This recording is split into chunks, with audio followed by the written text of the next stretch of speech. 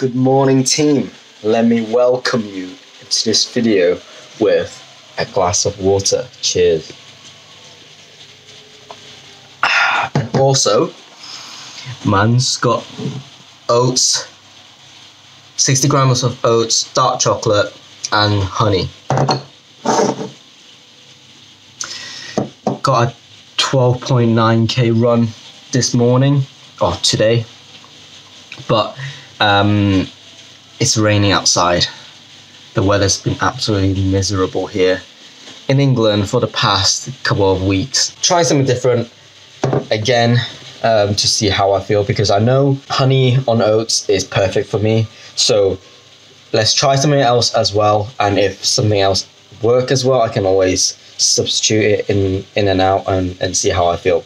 And England playing New Zealand in the Rugby World Cup semi-final today, so I'll be watching that whilst I consume this.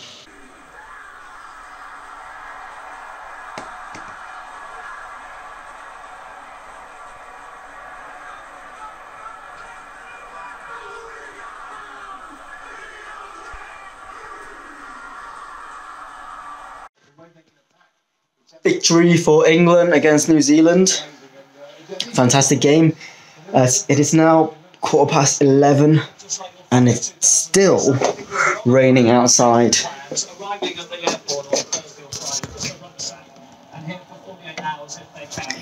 Not so great for running.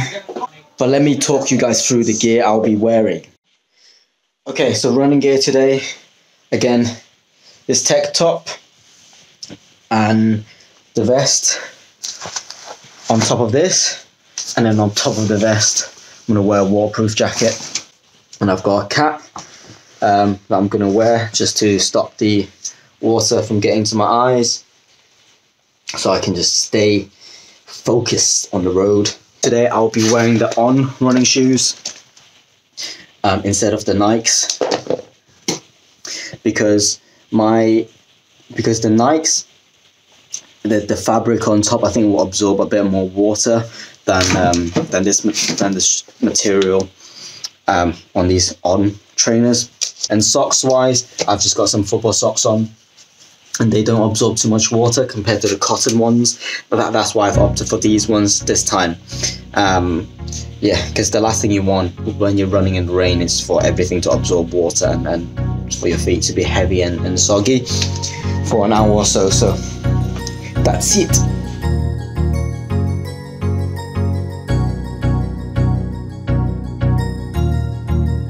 That's good.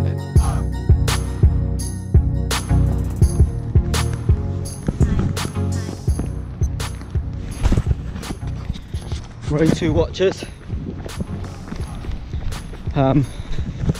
So because what I've set on my Garmin is like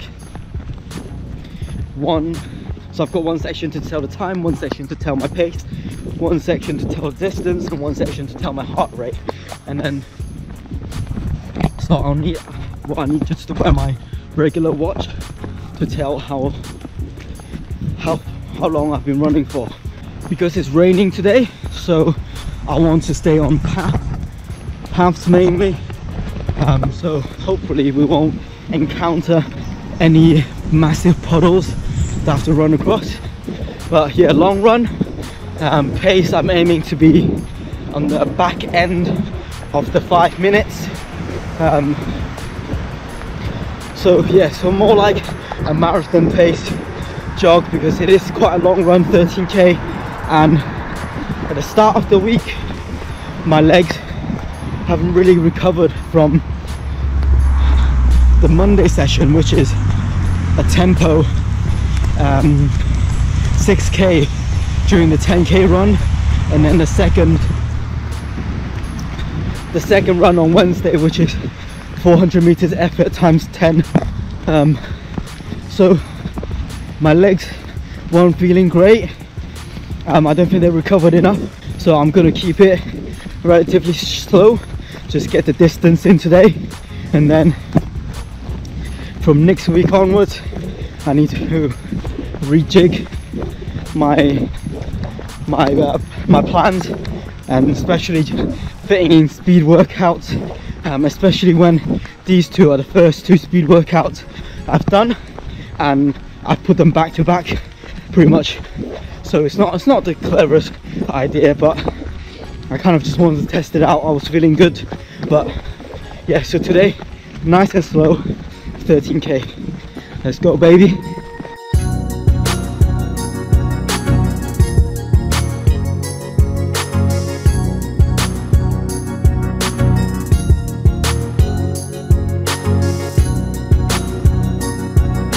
Oh no, first puddle.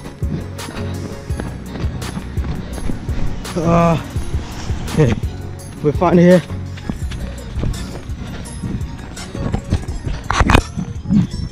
My socks just got a little bit wet through that. Puddle, big puddle number one. Hey team, 7k in, just over the halfway point. Heart rate slowly increasing. The first half I was around 150 BPM, and now I just checked, it's starting to get to around 170, but I'm aiming for a negative split, so although I'm still aiming for marathon pace, I want the second half to be just tiny bit quicker, but not too crazy.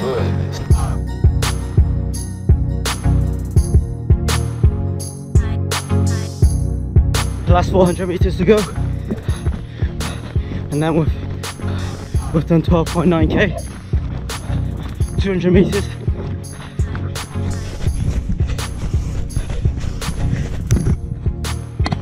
Plus 100. Oh,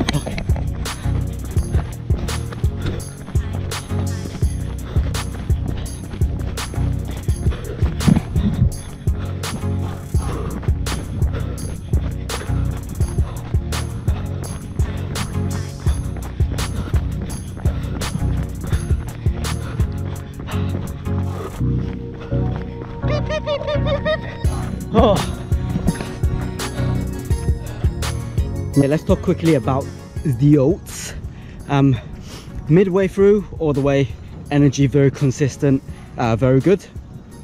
I've had no problems with any come downs or got hungry halfway or feel like I lack energy. So that's all good. I didn't consume any caffeine today, so obviously I've got to take that in as a factor. The only thing about consuming oats is that I felt quite dry in terms of the I don't feel hydrated.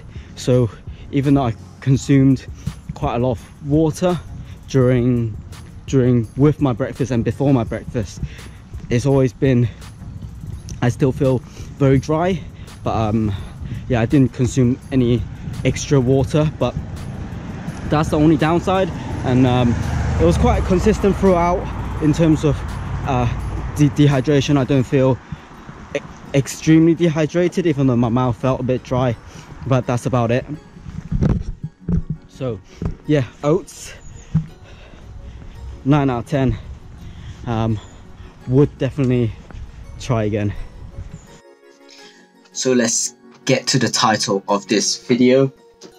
I've been reading this book. It's given me a lot of knowledge into nutrition, not only just in endurance sports, but life in general. And I think for any athletes, if you want to perform well, you must understand the basics. So today we're breaking down the basics and understand the energy, how your body stores energy and where does the energy come from. So let's start off with, how does your muscle contract and perform? So from breathing to you hiking up the Himalayas to running a marathon, is all the same. Your muscles needs ATP molecule for it to contract, and that's how you move, that's how you do anything. But so the three main types of food sources to create ATP is from your normal foods, your carbohydrates, your fats, and protein. And through different metabolic pathways, they all create a byproduct of water, carbon dioxide, and ATP, which is what you need. So first of all, let's talk about carbohydrates. For me, this is the most important because it is the building blocks of energy for your body. So your body stores roughly around 1,600 to 2,000 calories of carbohydrates in your body. So that's in the form of glucose, blood glucose, or glycogen, which is stored in your liver and your muscles. And obviously, depending on your size, depending on your genetics, this will vary. That's why I've put a range there. So there's a small breakdown of how much it is stored in different areas of your body. So in the blood, it's stored in form of blood glucose, and you have about 80 calories. And then liver and muscles, they're both stored as glycogen. So that is just a stored form of glucose. And when your body requires glucose, that's when it converts back from glycogen to glucose. When you're exercising, that's when your body needs to convert the glycogen into glucose, and with oxygen and water, it creates ATP. So let's quickly talk about aerobic and anaerobic. Aerobic, you're breathing in enough oxygen, at the same time you're creating energy, so your body's bringing enough oxygen to your muscles. So it tends to be exercise with a low heart rate. And anaerobic is like when you're doing sprints or quick HIIT workouts. It's when your body, because your body doesn't bring enough oxygen to your muscles to convert the carbohydrates into ATP. Instead, the carbohydrate still converts to ATP, but it produces a byproduct called lactic acid or lactate. And so a lot of people, you probably have felt it when you're doing quicker type of workouts. Your legs get tight, get sore. There's this acidic feel in your legs. That's when you're entering in the anaerobic zone and your body's not consuming enough oxygen. So that's how how it works with carbohydrates. Moving on into fats. Let's see. So fats, there's roughly about 80,000 plus calories in fats. Even in really lean athletes, you will still have enough fat in your body to fuel. You'd run, hundreds of hours. But the problem is, in order to break down fat into ATP, it require you to be in an aerobic zone, because fats, unlike carbohydrates, it requires oxygen to break down and create ATP. With fats, that is also more energy dense compared to carbohydrates. What I mean by that is the weight of fat. So 1 gram of fat equates to 9 calories, whereas 1 gram of carbs only gives you 4 calories. And with every glycogen molecule, it holds 3 grams of water. So yeah, it holds a lot of weight compared to fat, in terms of the energy you get from it. So for a lot of endurance runners, endurance athletes, fats is something we have to tap into a lot. But again, we'll talk about energy demands in a different video. And then lastly, we have protein. Protein is not used as much compared to the fats and carbohydrates. So with protein, it supplies up to 15% of prolonged exercises when your glycogen store is very low or near the depleted stage, when your body converts amino acids into glucose through muscle protein breakdown.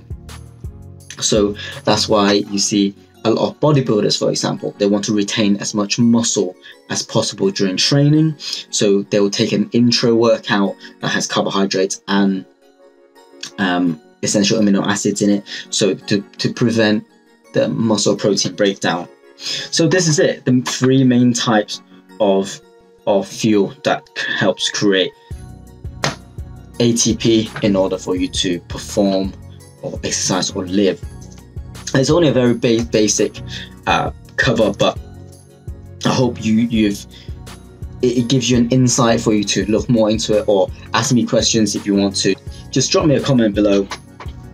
But yeah, I'm gonna do more informative videos because I personally like watching informative videos, and I think it will help a lot of people.